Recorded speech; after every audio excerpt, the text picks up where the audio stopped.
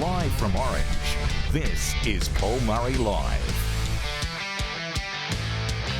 G'day Australia, welcome to Orange. G'day everyone, how are you? We're here at the Lord Anson Hotel here in beautiful Orange. Now, our towns are going to be on Sunday nights this year because we want to spend as much time in these areas as possible, and it means we can bring you even more stories than we normally do about beautiful parts of Australia. Remember, we all love this country, but you've got to see this country. No matter how many times you think you've been somewhere, time to get up and go again. And I'm telling you what a way to start the year here in Orange. Some beautiful things to show you tonight from produce and wineries.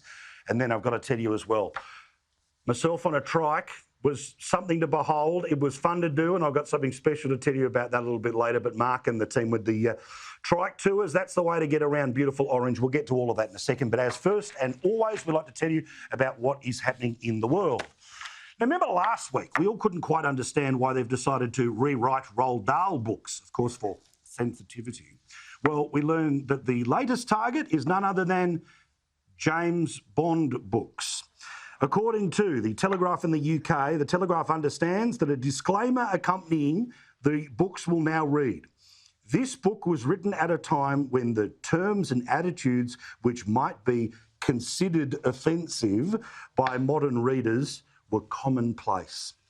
A number of updates have been made to this edition while keeping it as close to possible as the original text. No, if you change one word, it ain't the original text, and in the period in which it was set. The changes to Fleming's books as a result of changes particularly to depictions of black people are being reworked or removed. Now, one that is getting the immediate treatment from sensitivity readers. Honestly, does anyone dream one day when I grow up I'm going to be a sensitivity reader? But it's a real job and I'm sure it pays more than everybody else's.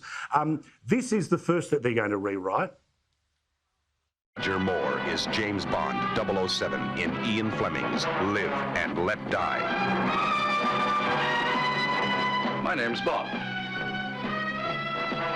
James Bond. Now again, according to the Telegraph in the UK, whack this up on the screen because this is how they describe it, in the sensitivity reader approved version of Live and Let Die, Bond's assessment that a would-be African criminal in the gold and diamonds trade was, quote, pretty law-abiding chaps, I should have thought, except when they drink too much, becomes pretty law-abiding chaps, I should have thought. That's it. Wait till they work out some of the names of the other books. Roger Moore is Ian Fleming's James Bond 007 in Octopussy. Great book, great movie.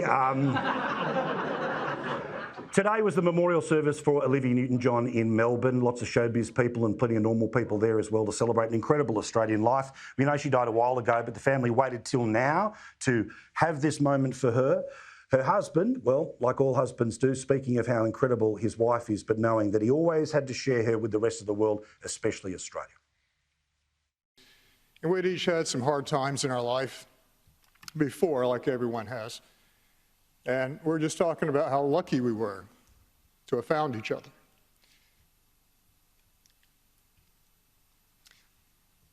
And how in love we were, and how much happiness we were experiencing. Her daughter Chloe, speaking on the behalf of the family, obviously any daughter who loses a mum, but again, to do it in front of the world.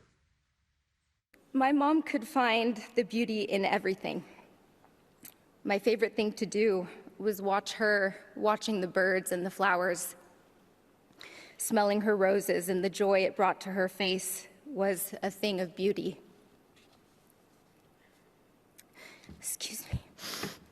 I loved making her tea and then making it 5 times again until I got it right.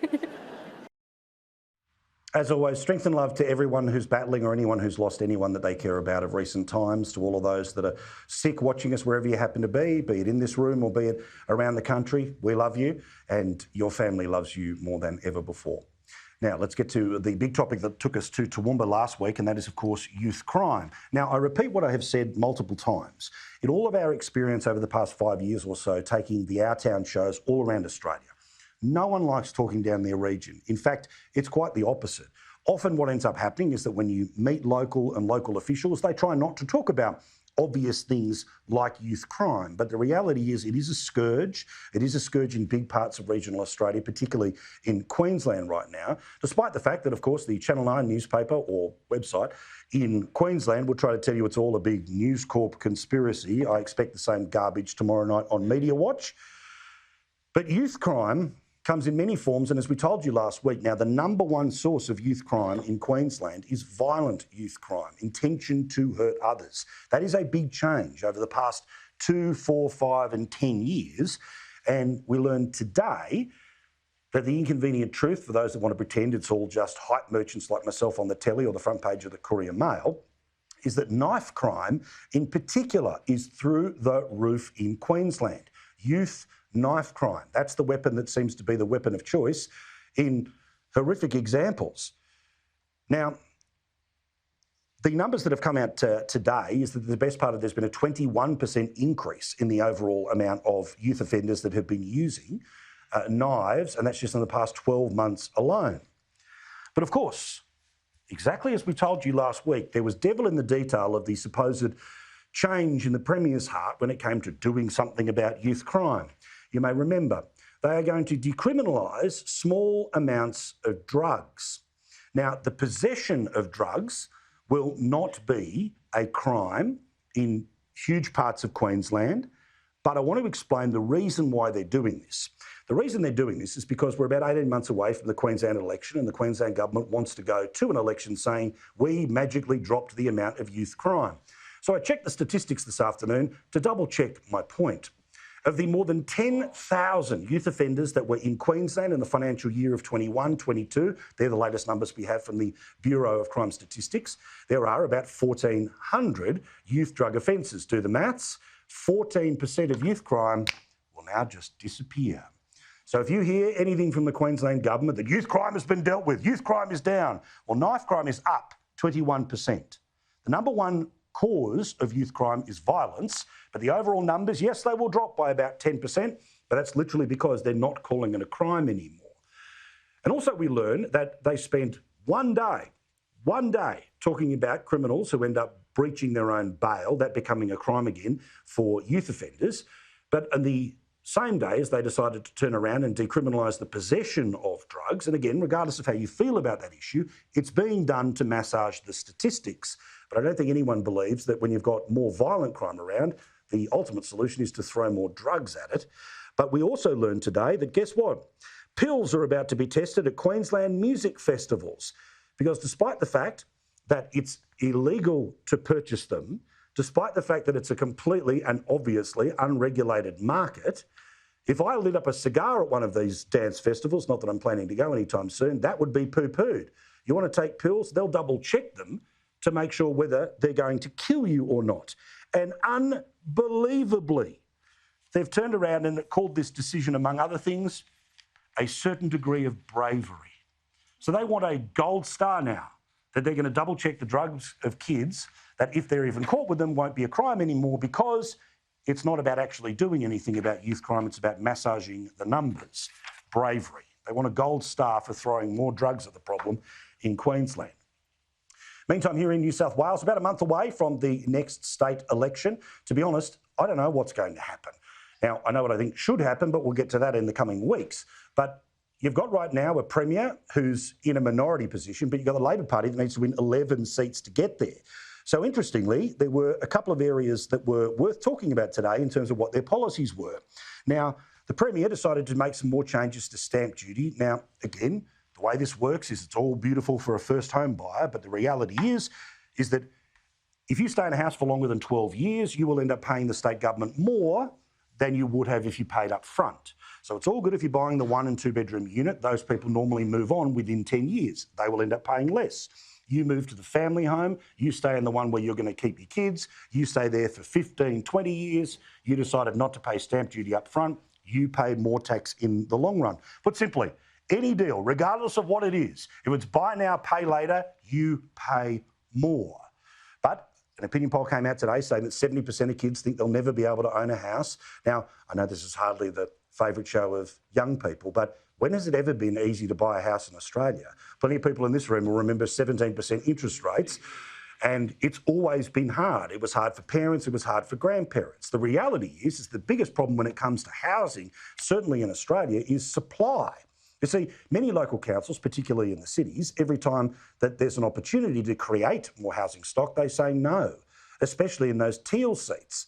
Now, in regional Australia, there's plenty more opportunities to be able to purchase existing properties, but also a need to continue to build things. But equally so, people who live in places like this, up the road in Bathurst or on the other side of the country in Broome, don't want high-rise all over those particular cities as well. But supply is always the issue, not forever tax. But a really good announcement came today from the Labor leader, Chris Minns. You see, there was a report that was released last week that most people wouldn't have paid attention to, and understandably so, is that there's still, a year on from the Lismore floods, has not been enough money allocated to better warning systems that lots of water is coming down the river.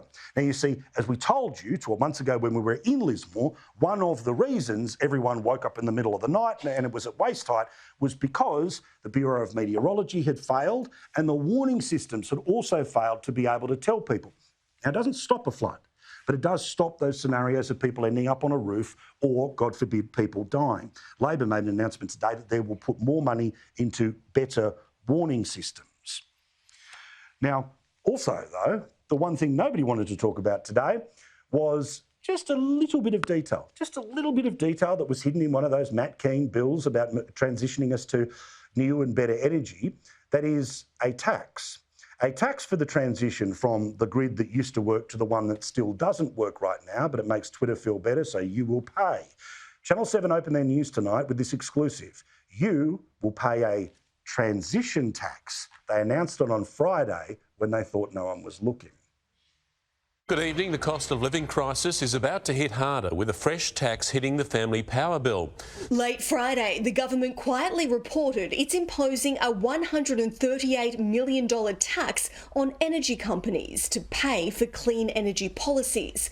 The industry watchdog says power companies are required to pass the costs to electricity consumers on their retail bills. Required.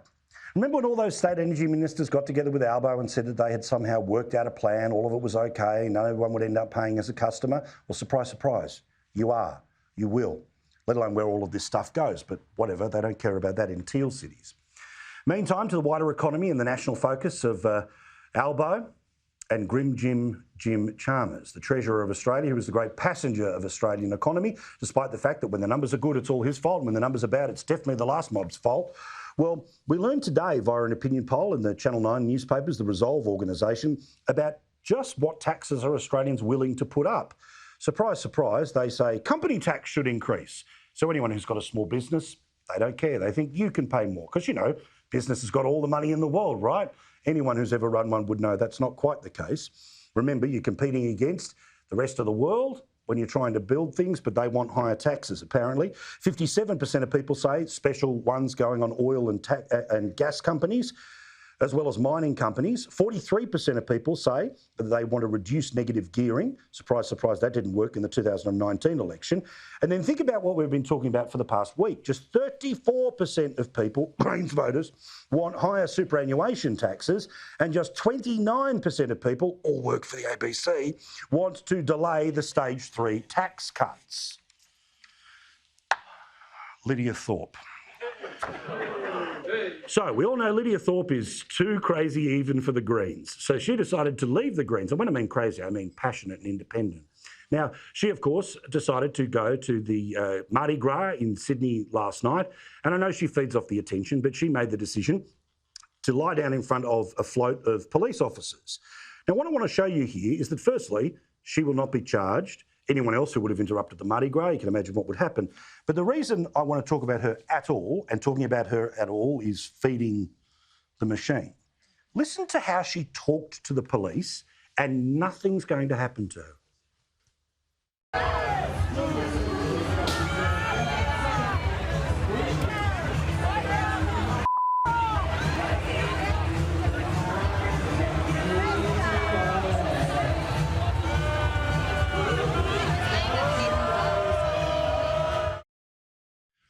The F word, all the rest of it at police officers. Geez, I wonder why we might have a youth crime problem when people that are elected to the federal parliament to be a senator for the next 6 years earning $1.2 million talk to the police like that and nothing happens. Imagine if that was a member of One Nation. Imagine if Mark Latham had been the one who'd done that. What do you think would have happened? We all know what would have happened. All right, let's celebrate this beautiful part of Australia in Orange. Please come and visit it. And Georgia Simpson starts off our journey in this incredible part of New South Wales. Nestled underneath an extinct volcano in New South Wales' Central West is the regional city of Orange. Famous for its local produce and cool climate wineries, it's a haven for wine and food aficionados. Visitors are spoiled for choice with dining options and wineries, but this place is a must-see. Welcome. Nice to meet you, Yeah, you too. Thanks for having me. Pleasure. Thanks for coming. So what's the story behind the agrestic grocer, the name? So agrestic's an old agricultural word. So agriculture, rustic, rural, so pertaining to farm, coming from the land. It's pretty much what encompasses what we do here. Escape the heat and stock up on fresh, locally grown fruit and veg. You'd be nuts not to. Peruse the displays of homemade relishes, drool over artisan olive oils and dressings. Then there's the wine store. We house about 60 wineries here. We don't have all the wines, but we have a selection of most of them. Before you hit the road, fuel up with coffee and lunch at the Agrestic Kitchen. If you're lucky, your visit might coincide with live music. If it doesn't, that's okay. You're probably ready to see where the wine comes from. Although Orange is a famous Chardonnay region, Mayfield Vineyards Sophie's godmother's Sauvignon Blanc is a nod to the start of a new era for the property. Sophie's godmother, Sophie is my daughter, and it's named after her godmother because she was the one who told us about Mayfield. And that's the reason we're out here. The Easton family bought the vineyard in 2021. Barely 2 years in, the 5 Rose Rosé is already making a name for itself. Our rosé won the best rosé in Orange, and it's an ode to my our business partner Charlie. My husband didn't want to do it, and Charlie pushed for it, and then it came out absolutely cracking. And so I'm about to taste the best rosé in Orange right now. Yep. The history of Mayfield dates all the way back to 1815. William Charles Wentworth was gifted this parcel of land as a thank you for successfully leading an expedition through the Blue Mountains. The cellar door is open Thursday to Sunday. Book online so you don't miss out. Filled to the brim with food and drink, it's time to head to Rosedale Farm Estate. Built in 1877, the homestead has been restored by Stephen Cordoni and Michael Booth. It's our little escape, our little piece of paradise. The couple spotted an ad for the property in the local paper. They snapped it up and planned to renovate the historical home in 6 months. 6 years later, we're still going, but we're nearly there now. But I think we wanted to do it justice and the heritage of the property. Walking through the property, it's hard to imagine more than 150 years ago, it was a 3,000-acre sheep farm. Rosedale now sits on a much more manageable 128 acres. The old workers' quarters and kitchen has been transformed into a farm stay. And in future, there could be the possibility to book out the entire estate. It's such a great part of the world, and there's great restaurants and cafes, but also have a really beautiful place to come to and lay your head at the end of the day. It's been a labour of love, but worth the wait. Bookings open from February 27. Take your pick. Take your pick. Great places to stay and awesome places to see as well. All right, so SJ's here with Second Mouse Cheese Company, and Nick is here with Small Acres Cider. This is their beautiful product. Here we go. Hello, Simo. It's separate businesses, but still, we'll plug the product, check people out here. All right, let's start with you first, SJ. How did you get into the cheese business? Completely by accident.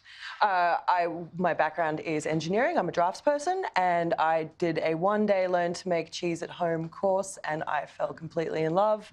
And the journey sort of happened over a few years. I saw me transitioning from out of that industry into food and wine, working for the local cheese factory, and then 4 years ago I had the opportunity to purchase the business, so I did. So tell us, what's it like to do business in a place like Orange? Is most of it the people who roll up for the weekends, or are you selling stuff everywhere? We are all over the region, and we're blessed to have some really wonderful local support, as well as our tourism, and then, of course, our partnerships with our other fantastic local businesses. You could host the show. Look at it. See, she's got it all. She's bringing the next one. All right. Well, if she's suggesting, I'd better get to you, Nick. No, sorry, Esther. So tell us about cider, and obviously, I love the little detail as well that. There's plenty of places to get apples from, but you thought, bugger it, let's grow them on our own place. Yeah, absolutely. So we have an orchard of about 600 trees, and a bit like SJ, we made a mad decision 2.5 years ago. The original owners were going back to the UK. We'd moved to Orange, loved living here, enjoying the whole country lifestyle, and we just jumped right in. So nowadays, we've got a great local orchard, but there's loads of other growers as well. So we can get apples from right across Orange. And, Orange has been an apple growing area for far longer than the vineyards. But these days, it's more the vineyards people come for. Well, this is the thing. I mean, when you've got product that can end up being sold in lots of different places. Tell us about that relationship as an area starts to change, or there's types of things that, like wineries and plenty of offerings where you can go to ones that are open till 8 o'clock at night and bonfires in the middle of winter, or, the ones that people are pretty traditionally aware of. Are there moments when you get together as local businesses to talk about ideas, to start forming partnerships? Is it still a bit cliquey? What's it like when you're trying to get the word out? You've got a smile on your face. Well, there's one very obvious one, which I think speaks for both of us, is that the Orange Farmers Market. It's a fantastic, group of people that are coming together. We're at a very high quality with wonderful producers in the region, and there's wonderful relationships that are formed there as we all are vending our products together and sort of sharing the joy of the region. And it's on every month, second Saturday of the month. Do you come? Very good. Any excuse to be here, second Saturday of the month. Make sure you're there. Just look at some of these drone shots. Some great vision of this beautiful place as well. Nick, how big is the operation? We're very small. We're only, it's my wife and I, and we've got a couple of part-timers, and that's it. But we work closely with SJ, with a lot of the wineries locally, because a lot of the wineries will have our non-alcoholic cider. And so we just work, and that's the wonderful thing about being a small business in a small city, is you get to work with lots of people, and it's really the passionate reason that we wanted to get into this business, is that local presence. And, when you have beautiful pubs like the Lord Anson, here we are today, and they support the local businesses really well. So we've got some great breweries, we've got some great distilleries in the area, wonderful food, we've got chocolatiers, everything. So, and when local businesses work together, it's just a great atmosphere. And, when we go down to the markets, you see everybody, and your regular customers come through, and your tourists come in, and they want to go to the wineries, and they want to eat local, they want to drink local, and the pubs that really support that are, I think, the ones that get the most people in. So, in the world of Instagram tourism, all the rest of it, do you find yourself having to find ways to try to appeal to people who've been here 1,000 times and the people that are here for the first time, and you've got to find a hook, a way to get the message across? Do you try to sell it through the farmers market, or you've got pretty good online presence yourself? Look, online presence can always grow, but I think just make it look delicious and get people excited about it. We eat with our eyes, so yeah, so long as you're offering that visual thing, I think people can't resist. Now, forgive me, won't surprise anyone, I love halloumi. How do you make halloumi?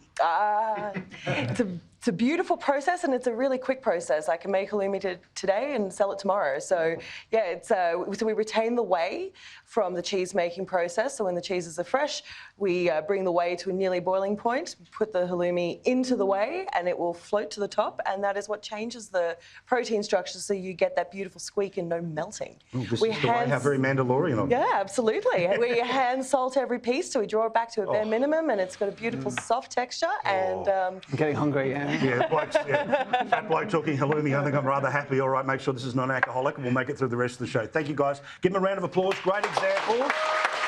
Second Mouse cheese and the Small Acres cider. We'll make sure all the details are up on our socials. Now, there's plenty of ways to get around, and there's lots of things to see here, but I tell you what, the chance to be able to do it with Mark and the trike tour, it doesn't get better than this. Beautiful Orange. You can do everything from a wine tour to stargazing at night, wonderful art galleries, and so much food. Now, the way you can get around is you can go for a walk, you can get a taxi, hire a car, or you can do it the Paul Murray way. Now, this is the only way to travel around Orange. G'day, Mark. How are you? Yeah, good, mate. Lovely to see you. Lovely to see you on this beautiful orange day.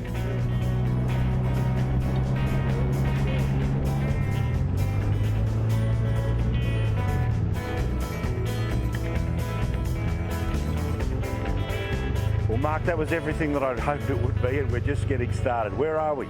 So we're on top of Mount Canobolas now. It is the highest point in the region. They've just spent millions of dollars upgrading the summit here, and they've done an absolutely fantastic job. We've got 360-degree views. So, Mark, where's next? Next stop is Stockman's Ridge Winery, which is just over there. Well, I think I know the way we can get there. 3 wheels always better than 4.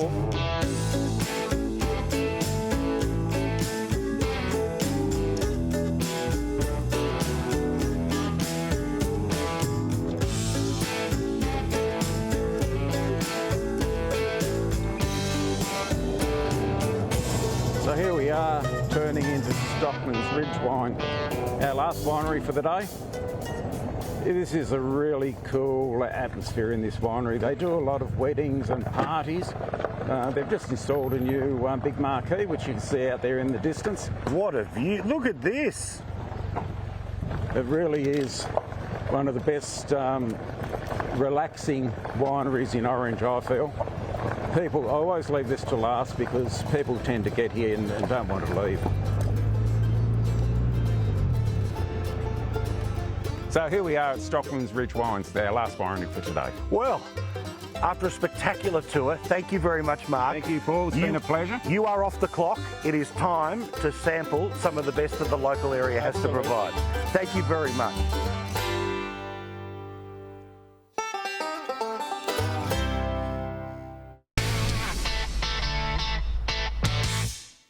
Welcome back to the Lord Anson Hotel. Cameron and the team, spectacular. Kaz is behind the bar right here. We, of course, in Orange here in New South Wales, the first place that we start off. Another year of our town. We're going to go all the way around the country. Remember, we're here to celebrate the joint when it is nice and normal as opposed to... and look, we'll obviously turn up sometimes when there are things like floods and fires, but we like to celebrate times, well, when they're normal, and that's part of what we're trying to do here. Now, obviously, just before the break, you saw the Orange Trike Tour, and Mark is a fabulous host. Honestly, knows all the detail, all the ups, all the downs, even people here in Orange. If you haven't, learn more about your town by jumping on the back. But I got the chance to drive the trike because, yes, it is legal in New South Wales that I was able to do so, and apparently they don't have a weight limit. So I had the chance to be able to... How dare you? So then I was able to do so. Here's me driving the trike. The boot's open. Oh, the boot's open. Oh. Hang on. So that was a slight problem, is that I had the boot open, apparently. But then we decided to turn around and we just went full Easy Rider. And watch how happy...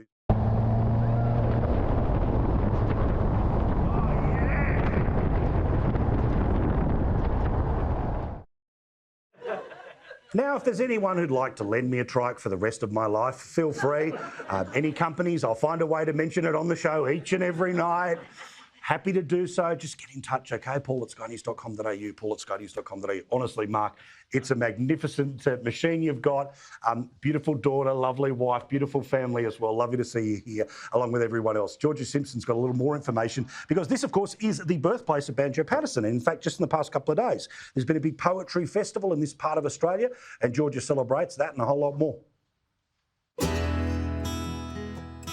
Orange is a thriving country town, famous for its cool climate wines and premium produce. Hundreds of thousands of people visit the region every year, enticed by award-winning wineries, restaurants and events.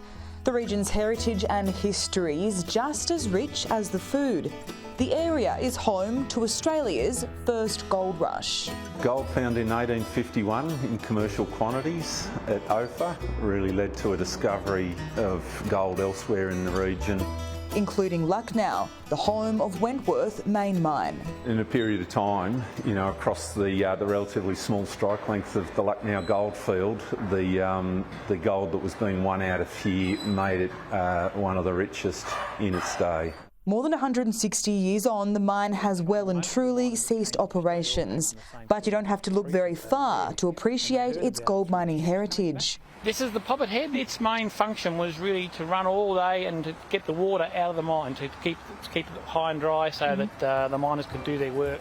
These days, tourism helps drive the region. But back then, the lure of what lies deep underground had men rushing to make their fortune. It was much more than just panning for gold in a creek bed. So what have we got in here, Glenn? This is the stamper battery, Georgia. This is a significant piece of equipment, as you can see. It would run all day, every day, and the rocks and rubble would come down, be pounded and treated, and this is where the extraction process took place. So this is where you used to get the gold out of the rock. At its peak, there were more than 20 mines operating across the region. The names of the mines reflected the prosperity at the time. Aladdin's Lamp, Golden Gate and Happy-Go-Lucky, to name a few. But Wentworth Main Mine was one of the larger operations. It's retained its original infrastructure and is heritage listed to be preserved for future generations. While the prospect of striking gold these days is unlikely, there are still treasures to be found across the region, particularly those with a love of literature. The region is the birthplace to one of Australia's greatest bush poets. He was shearing when I knew him, so I sent a letter to him just on spec, addressed as follows: Clancy of the Overflow. Banjo Patterson was born at the property Narambla. The property has long since been sold and subdivided into the suburbs of Orange, but the local council, Rotary Club and Heritage Group have restored and preserved a cottage with significant links to the bush poet. It was in pretty bad shape at the time, it was falling down, but we put it back together. Emmaville Cottage, a small four-room timber cottage built in the mid-19th century. It was being built in 1850 and sitting on the property Narambla. That's the property on which Banjo Patterson was born in 1864. So this house was there at the time Banjo was born. There would have been several houses on the property, and whether this is his birthplace, who knows, but it doesn't matter. It represents that era. It was a labour of love for the community. It took 4 years to restore.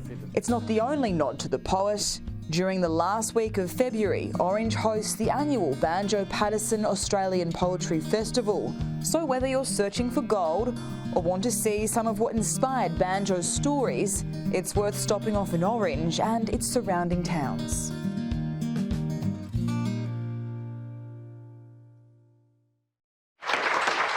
Thank you, Georgia. These are perfect ways of telling people about this beautiful part of Australia, and two people that you'll meet when you are here. The biggest smile in all of Orange, and there's no doubt about that, is Gerald Power. The Deputy Mayor is the owner of the Indigenous Cultural Adventures, and Dr. Mary Elizabeth Andrews is the manager of the Orange Regional Museum. Give them another round of applause. Lovely to see you both.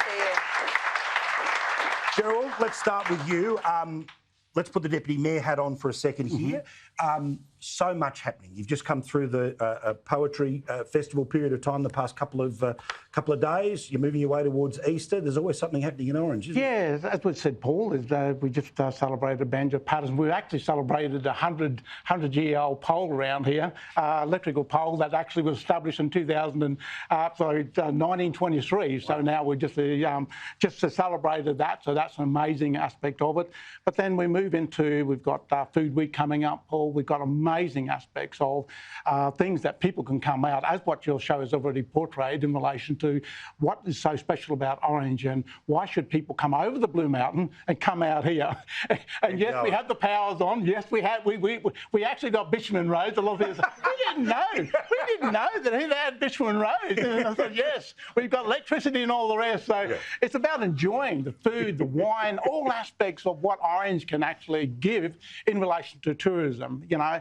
So it's about that. And with the trikes and what you've just written, the bikes, and, you know, up through the mountain. So it has many aspects of a celebration of what Orange can actually provide, present, and also come out here and celebrate in relation to what Orange is. And it's a great town. Look, it is honestly just, I mean, God's country's too easy a thing to say, but it is magnificent regardless of whether you believe or not.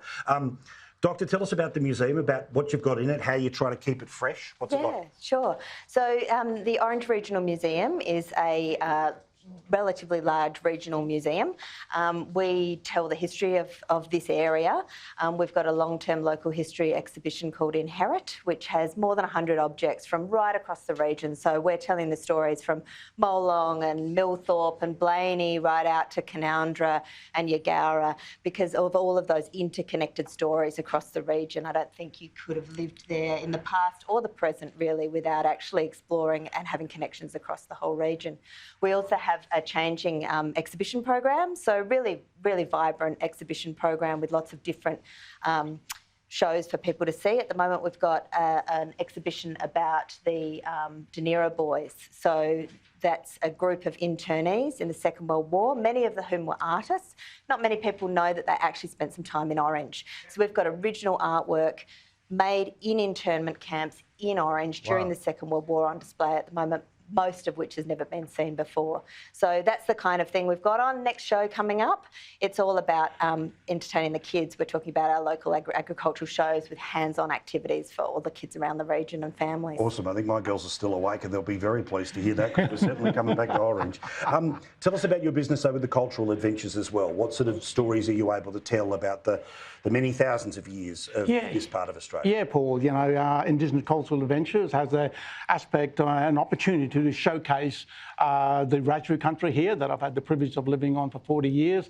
And it really showcases the actual stories of Garnabulla, which is Mount Canopolis, Walu, which is Mount Panorama. And when you unpack that aspect of the traditional story that has been told for 40,000 years, it really comes alive. Like this week, we've got Blaney School coming in. It's 3 days in a row, Paul, 3 days in a row. And all these kids are excited. Every year we bring them in. So it's about bringing together and showcasing and celebrating the First Nations story that has been here on this continent for over 40,000 years. And this is where celebration of Indigenous Cultural Adventures comes from.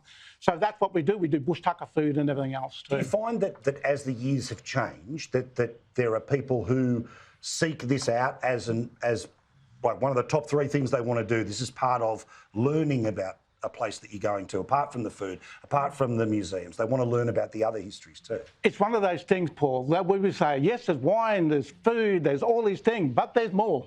Yeah, and in there's more, there's cultural aspects of it. You're laughing. I love you. I love you. Know? Well, I'm sorry if you're a controversial figure. If he suggested too many, speed humps or something, I love the bloke. I'm all in, all right?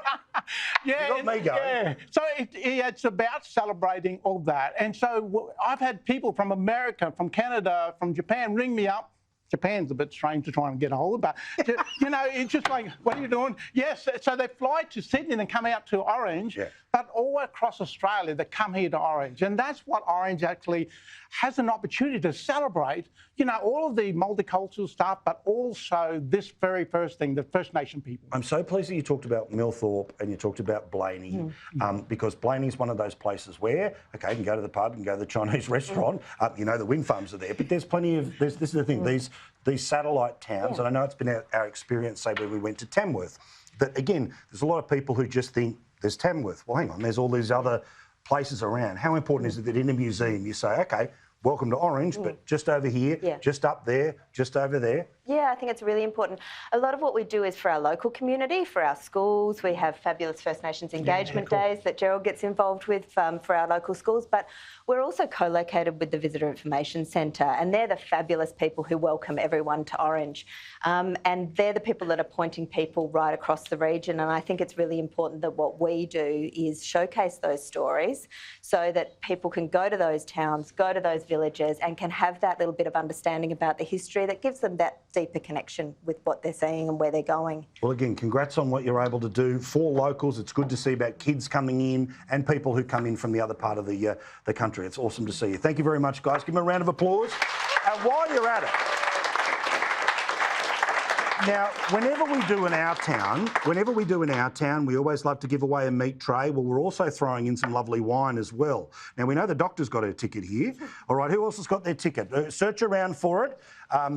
If you're a lass at home, you're unable to do so, but the first chance to win Paul's Meat will be a little bit later this evening. Now, as well as we are going to have a chat in a second about the rich history that this area has in relation to footy, but particularly female footy, because there are plenty of girls who get to that point in time where they have been not able to turn their youth football dreams into a development through teenage and then through to the professional leagues and things like AFLW. We'll get to that and a whole lot more here live from Orange on Paul Murray Live this Sunday night on Sky News. Thanks for watching.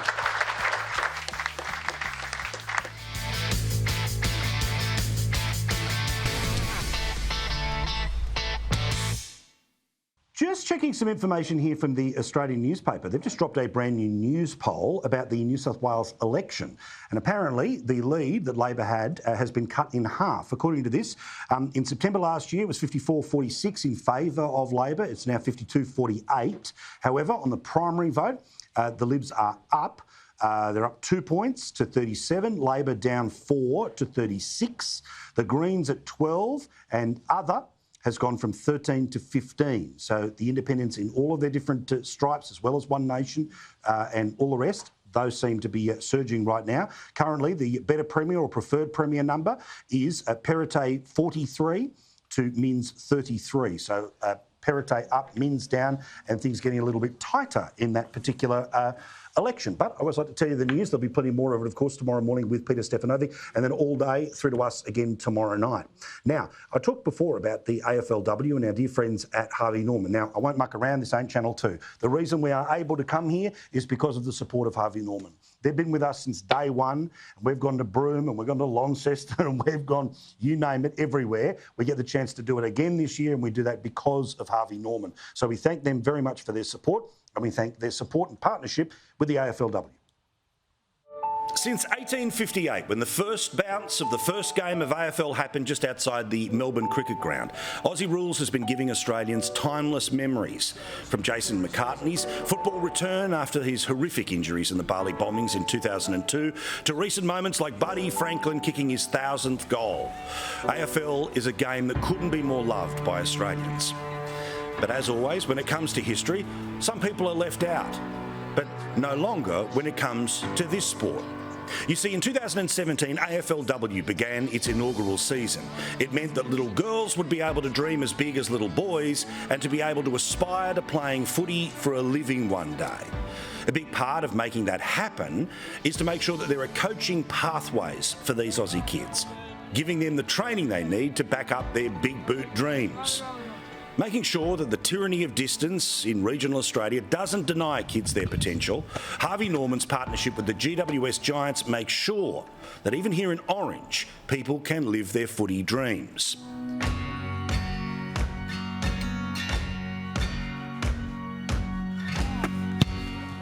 It was last year they brought the girls in, so before that it had just been for the boys. So that was good, just getting a bit more involved and just having a bit more of an opportunity to get in amongst it and get a start. Yeah, so the females were joined in last year. Playing with Claire's been great. The boys get all around it. Obviously, yeah, the city does have many more opportunities, but the fact that they've got this opportunity here for these regional areas is actually really good. It really is a pathway for leading up into obviously the Giants, but even just the AFL. Playing for the Giants was always a dream since I was a little boy. But yeah, so definitely through this pathway, it's definitely given me that opportunity. It really helps me develop to be a better footballer. It's fun. You get to talk to our friends and that. Having grown up in regional Victoria, head coach of the Giants' female academy, Georgia Walker, understands the importance of building coaching expertise into our regional clubs. Could I imagine it? Yes. As a little girl, I think regardless, I'd love the idea of doing it. Whether it would be reality or not, whether it's with a girls or a boys program, I wasn't sure back then. So it was something that I'd always dreamed of doing. But yeah, the idea of whether I'd imagined it or not, I'm not sure. Alicia Eve is the captain of the Giants AFLW team, and she had to give the game up when she was just 13. There was no other option for her to play because she wasn't allowed to play with the boys. At the age of 13, I thought I'd played my last game of football with the boys. And at that time, some young women actually took AFL Victoria to court to lift the playing age, and they were successful over summer. So I thought I'd played my last game with the boys, and then I was able to play another year, and then was really fortunate to have played in the first ever under-18 girls competition in Melbourne, of which there were only 4 teams. So I didn't actually have to fall out of the playing pathway like many women gone before me. Our great friend Katie Page and great supporters, Harvey Norman, have partnered with the Giants AFLW team since day one. And the gratitude GWS members like Alicia have for that partnership is pretty easy to see. What was really visible was the tangible support of Harvey Norman, and in particular Katie. When I first moved up to Sydney, Katie was actually down here and running a bit of a session, and she was out on the ground. She'd taken her shoes off and she was running and she was kicking the football. And you know, this is the CEO of a company, and a company that has supported women's sport for such a long time. They come in and they personally have conversations with our players and work out where they can assist, and what makes the partnership more than just the logo on a training top. So the next time you see the Harvey Norman logo on a jersey, it's not just sponsorship, it's a partnership. Because that partnership is a reason that girls and women of today will be able to write themselves into the history books of this great game tomorrow.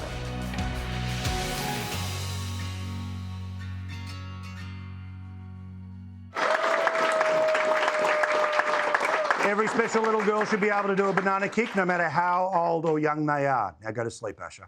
All right, let's get to the meat tray, which is up in a moment or two's time here, live from Orange. A reminder on the show this week, everyone from Megan Kelly to Mark Latham, plenty of people around, so make sure you join us each and every night at 9 o'clock or 8 o'clock in Queensland. More from Orange in a sec.